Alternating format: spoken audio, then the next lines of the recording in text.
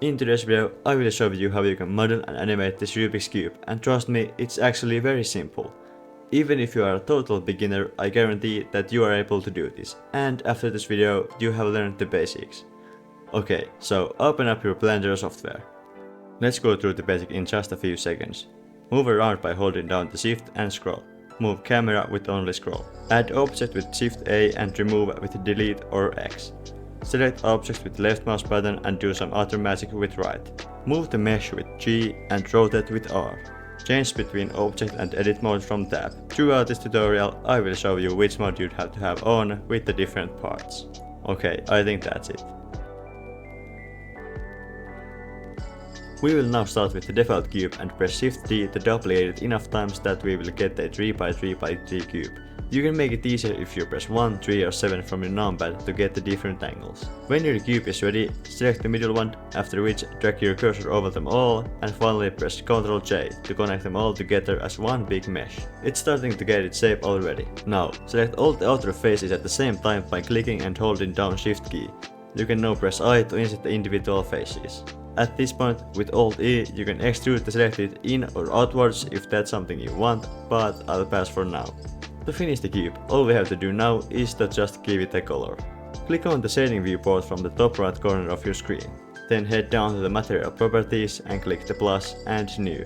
I set the base color as black because that highlights the gap between the colors very well. To add another color, click the plus again and then assign it. Now just repeat the process, so white on top, yellow at bottom, then red, blue, orange and finally green in order to get the right pattern. The modeling part is now ready.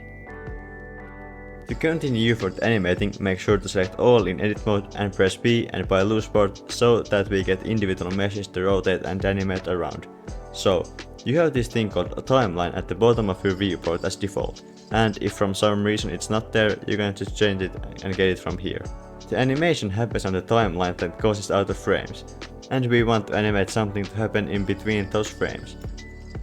Move to frame 1 and press I and rotation to set the first frame as it is. It's important that you do that, so your animation doesn't break. When the first frame is set up, you can toggle on the auto keying so that every change we make from now on stays on the timeline. Move to frame 10 for example and rotate one side for 45 degrees. Move another 10 and finish the rotation. If you now hit play on the timeline, it shows an automatic smooth turning animation. You can continue from here by adding another stationary frame after the first one, and then repeat the process we just made. Or the first one in a reverse so it rotates back to normal. The choice is yours. You have now possibly made your first ever 3D model and animation in Blender, or just enjoyed this short tutorial of mine. Either way, make sure to like and subscribe, comment if you have something to tell, and we will see on another video. For now, goodbye.